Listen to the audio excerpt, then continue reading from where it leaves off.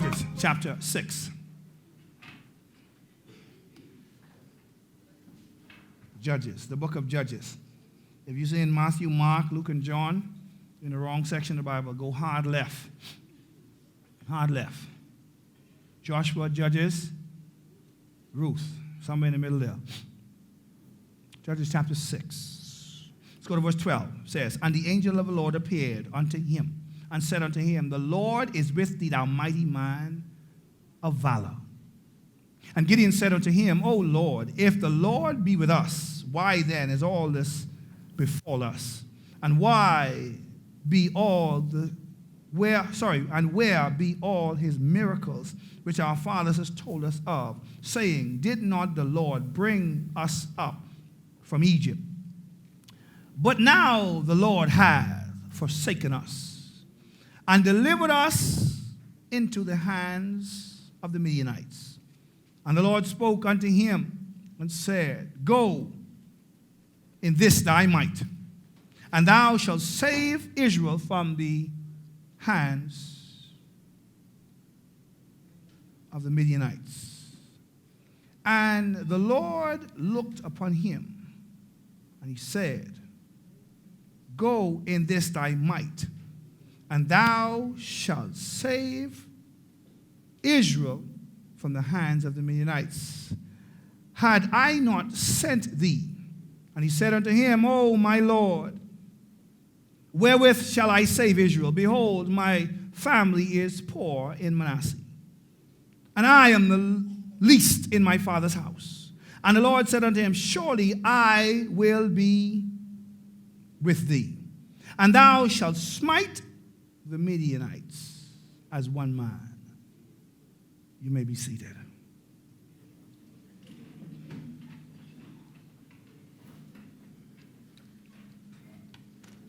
We want to pick up from where we left off last week, and certainly this morning. Let me see you paying attention. I won't be long this morning. I looking at Alva. Alva usually look up and say, yes, yes, yes. So surely I won't be long this morning. Someone come to me last week after service and say, boy, Pastor, when you say you wasn't going to be long, I was going to get up and say, preach, Pastor, preach.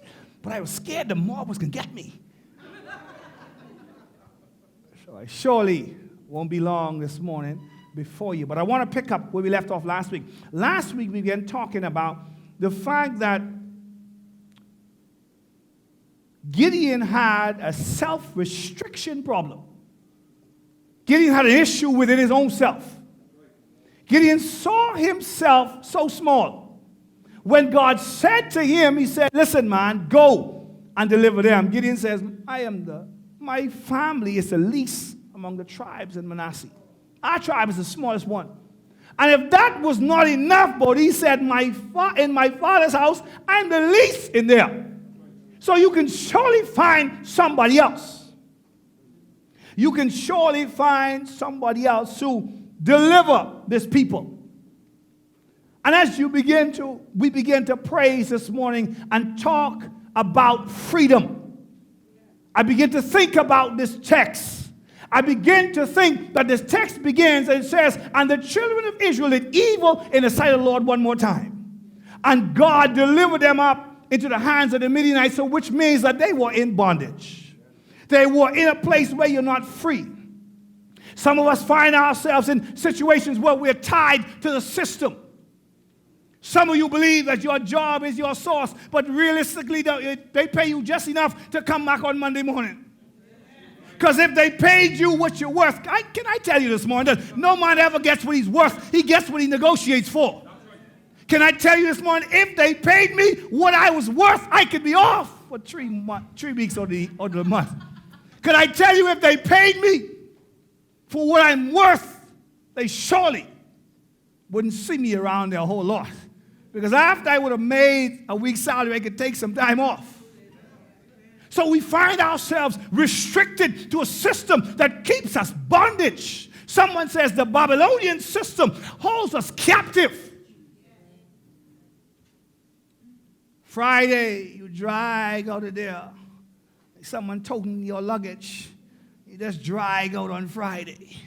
And then Monday, you get up on Monday morning, they say, it's time to go to work. You say, oh, no. One of my sons just started work. And the other morning, he worked an overtime all day that day. And the next morning when I woke him up, he said, I said, get up, son, time to go to work. He said, Daddy, you see what time it is? You didn't wake me up. So a part of my job is now wake him up for him to go to work. But when you were so excited about going to work, man, his voice there, he didn't sleep that night. He didn't sleep, son, man. He was up all night. When my alarm went off 5 o'clock, he was in there like this. Daddy, you ready? I got to pray, man. I ain't pray yet. Daddy, I got to go to work. They put him off the next day. He looked back at me and said, Daddy, I'm upset. I said, what happened? He said, because they have me off on Wednesday. I said, okay. He said, but I just reached. Yesterday, we were coming home. He looked at me and said, Daddy, I was never so glad to see 3 letters, O-F-F. I was never so glad to see the word off. Because now he realized that they are not paying me what I'm worth. They just giving me enough to get back here, to drag back to work. The system holds us captive. We are bound to the system. People find themselves, their job is their source. It's everything to them. If they lose their job, then sad is their cry. But how many of you know that your job is just a resource? There are millions of different ways for God to get a blessing to you. Your job is a resource. If I lose my job today at Kirsten International, can I tell you, baby, God will make another way.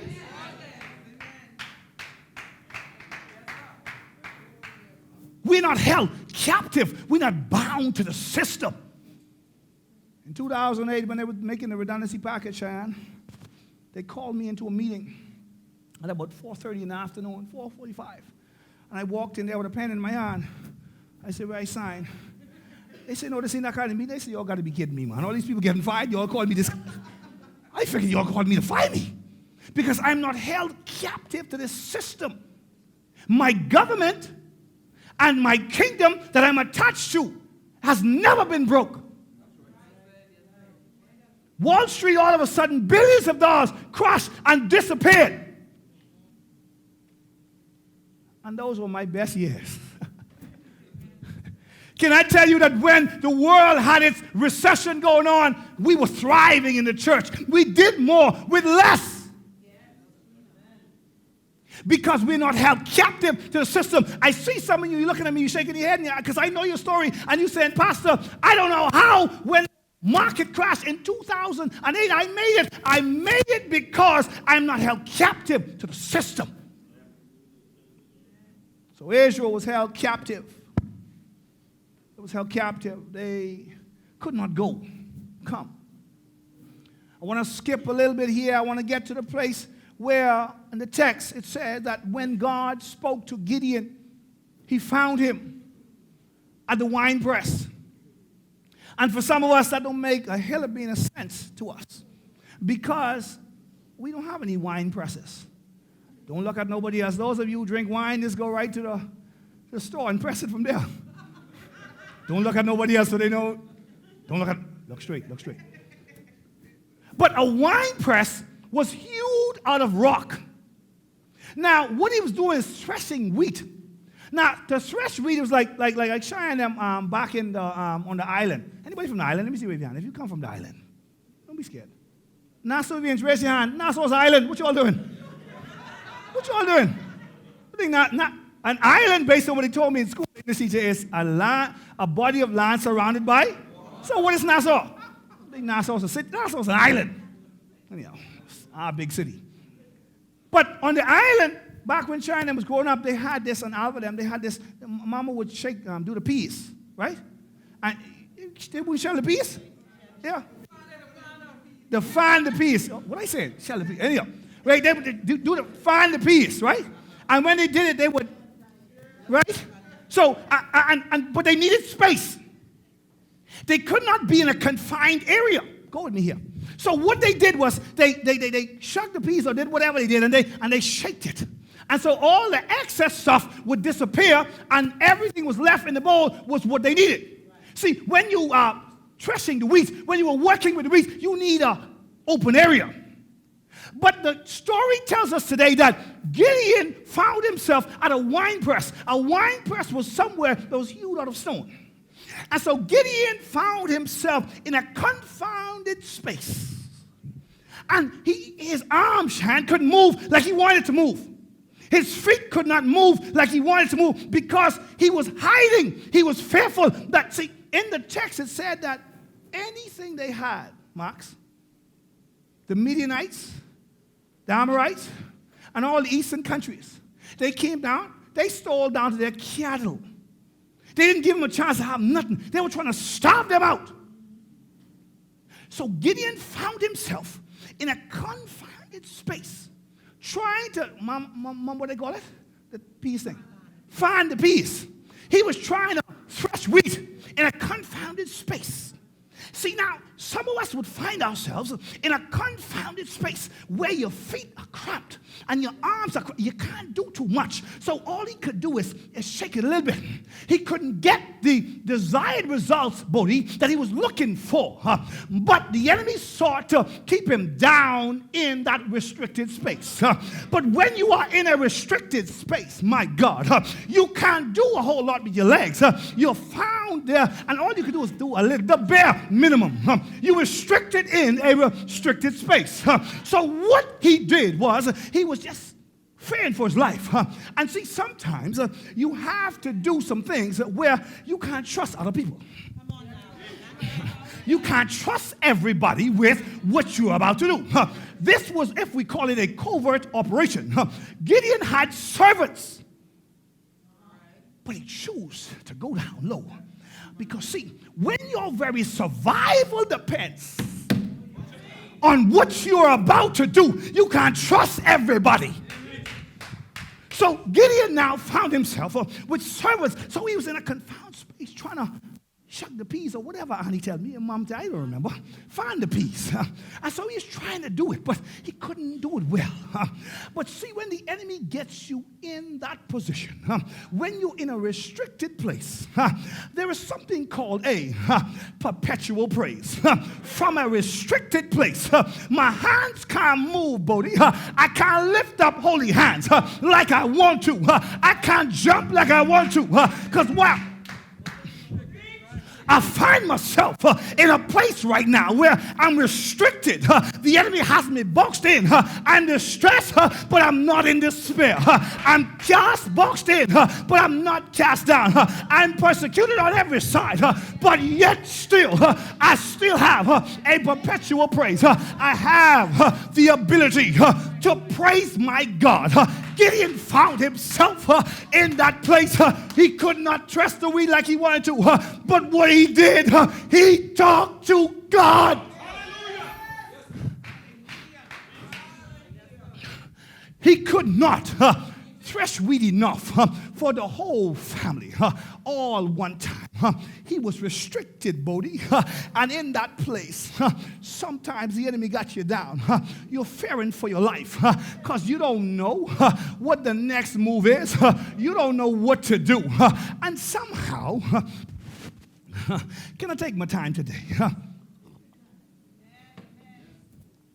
People seem to believe that you always, well, it rain outside. Y'all can give me another 15 minutes. You can't go now. People seem to believe, thank you, Lord. People seem to believe that you have it all together. You walk out, shine out your restricted place, and you glide down the road, and they say, there goes a victorious child of God. But baby, if you only know, I am in a restricted place. I don't know what to do, Bodhi. Lassie, I don't know where to go. I'm in a restricted place. I can't praise him like I want. See, it's not a dry place. It's a restricted place. A dry place, nothing's going on. Nothing's growing. But see, I have enough just to feed me. But